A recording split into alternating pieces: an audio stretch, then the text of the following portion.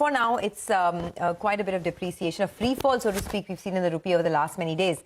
But what does this mean for the RBI three-day policy that's coming up? The MPC meets today. The meeting begins today. Rahul Bajoria, Chief India Economist at Barclays, and Upasna Bhardwaj, the Senior Economist at Kotak Mahindra Bank, join us now to tell us what to expect.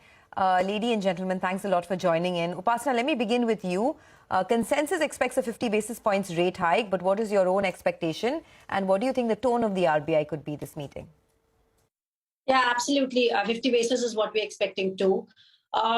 In the last 1 week or so, a lot has changed. I think, earlier we were expecting a 35 basis, but clearly over the last 7-8 days since the FOMC, there have been dramatic volatility in the global markets, and clearly that is extremely adverse for the EM currencies. We have seen the impact of that on the Indian asset classes as well.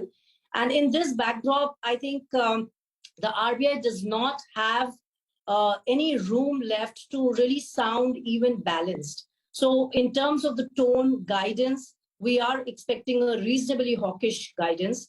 Alongside, I think one more important aspect is that there was a statement of a phrase of withdrawal of accommodation.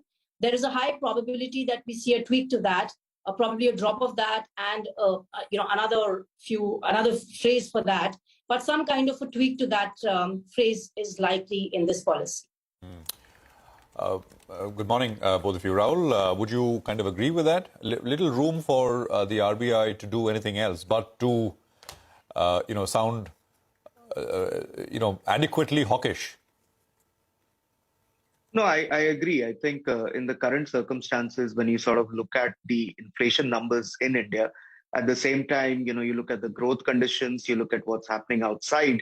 I think while there is, some comfort to be taken from the fact that commodity prices globally are coming down very quickly, and that will obviously have an impact on our inflation trajectory going forward as well.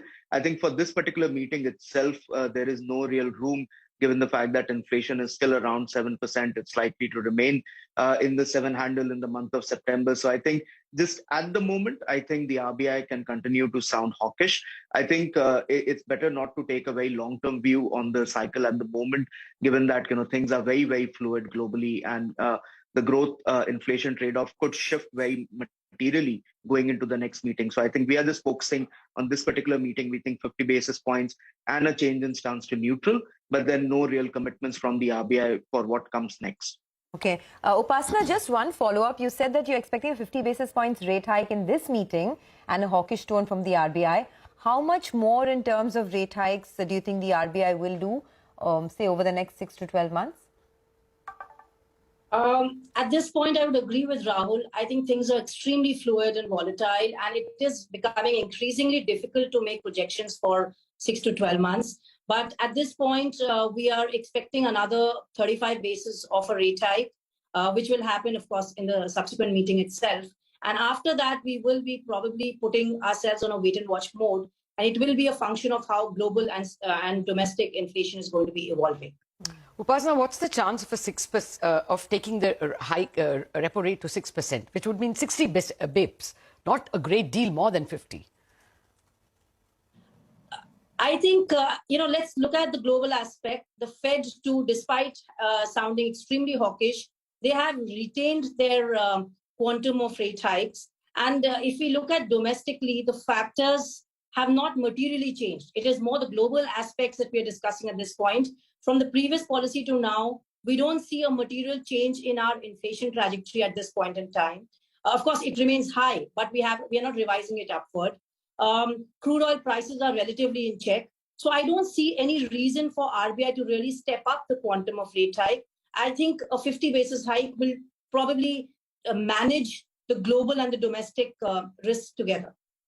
Rahul, papers are speculating that there could be, that 2013 type of products to attract NRI dollars. Is that a market-wide expectation?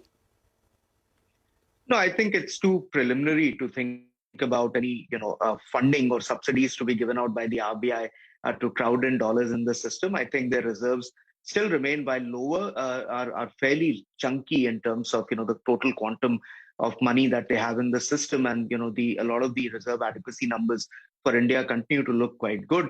I think what is realistic though is that steps to kind of improve dollar liquidity, effectively say by taking steps around what exporters are doing in terms of their dollar holdings, what kind of products can we crowd in through the normal private channels, so banks are doing a little bit more to attract dollars. I think that can be explored, but any system-wide products like, say, what we did in 2013 in the form of FCNR, I think is very, very preliminary and frankly too expensive for the RBI to contemplate, given where U.S. rates are.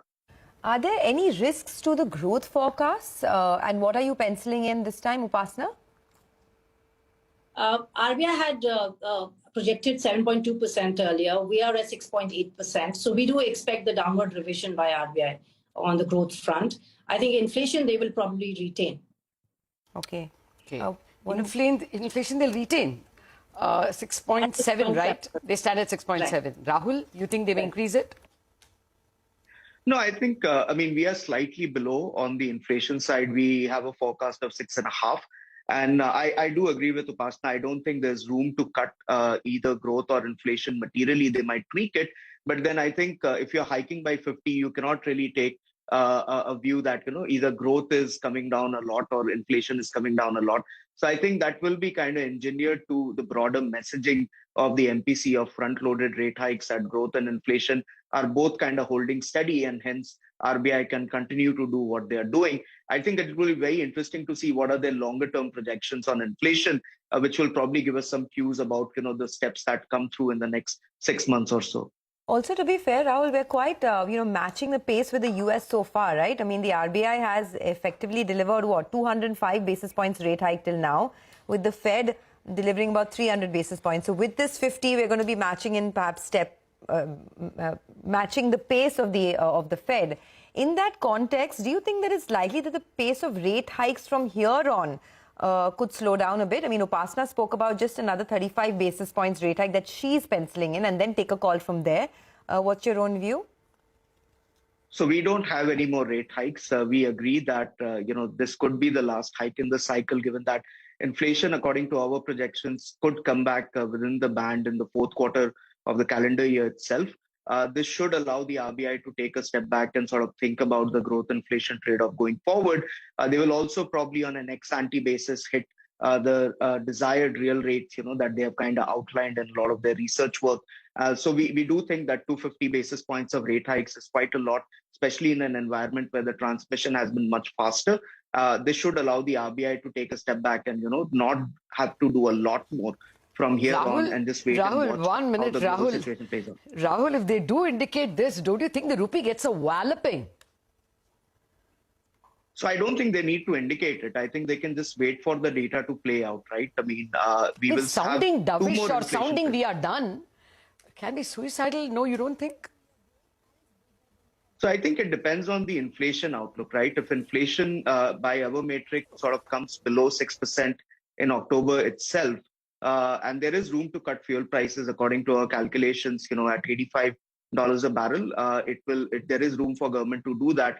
You could see the inflation picture from the imported side changing very quickly, just given what's happening around us. Okay. Same question to you, Upasna. Given where currencies are and rate differential likely to become a theme now, do you think there is an upside risk to your 6-quarter peak at all? Yeah, so Lata, that's why I said it's all going to be data dependent. For now, I don't think this is going to be the last rate hike. I think there is room for more. We have to look at a possibility of a neutral real rates, and that we still have some more room to go before we really achieve that. Yes, we do expect that the fourth quarter we will be seeing sub 6% inflation. That will provide some room for a wait and watch approach, but that doesn't necessarily mean that that's the end of the cycle. So after December, we do believe that there's a possibility of a pause, but that doesn't necessarily mean that that will be the end of the rate hike cycle. Maybe that is, but we will have to, wait for the data to validate that. And especially because external sector is the biggest risk at this point in time, I think RBI will continue to leave room open for additional rate hikes if necessary. I think more importantly, first half of the year, we have seen RBI very aggressively having intervened in the FX market. So while we have adequate FX reserves, not something to panic about, but nonetheless, the ammunitions have come down, and the pace at which they can intervene directly in the FX market is expected to come down, which means rupee will definitely remain under pressure, at least in the coming 2 to 3 months. I think probably after December, January is where we expect, hopefully, that the dollar is going to peak out. And until then, we do see room for rupee moving towards 80 to 83.